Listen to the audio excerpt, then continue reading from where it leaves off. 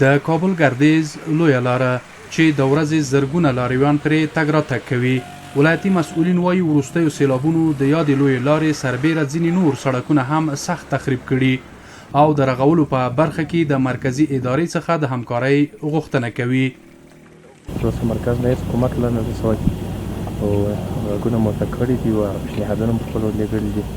ستونزه هم همدغه چې پیدا کړې ده چې دلته بنیادي کارونه شي، قوي اساسي کارونه شي، په کمزوري کار باندې دغه مخه اوبه نه نیول کېږي ځکه داسې سیلاب بېګا راغلی چې په دې کې هېڅ هم دلته وس نه رسېدله او ډېر تېز شدید سیلاب شدید باران و.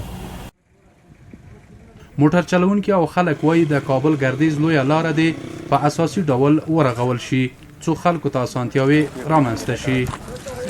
زه اوبه ووړم موږ د هغه نه رامخکې شو به دلته رامنې د غر راوښوېدل 8 بجې وې ماښام دلته پکې ایسار شو بس تر اوسه پورې ایسار دې ته دیوالونه وکړي دې خوړ غاړې ته هغه غاړې ته او دې غاړې ته چې باید لاره بنده نه شي. دې موټروانانو ته ډېر تکلیف ده، هم سورلۍ موټرو ته هم دې غټ ټیلرو ته ډېر زیات تکلیف دی.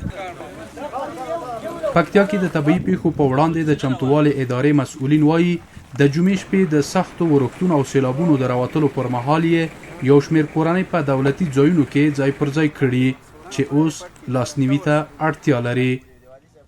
سیلاب کې بند پاتې وو، جناب والي صاحب خپله ساحې ته راغلی و، سره د ملګریو په سیلاب کې دی پورې ایستلي وو، خپل کور ته یې وړي وو، شپه یې خپل کور کې تېره کړې وه، دوی سامانونه او مالونه ټول سیلابه وړي.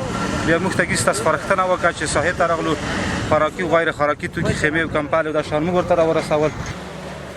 یادو سیلابونو یو ځل بیا خلکو ته د ځاني زیانونو سربیره د استوګنې کورونه، زرګونه هکتاره کرنیزې ځمکې، څاروي، لوی او فرعي لارې هم زیانمنې کړي.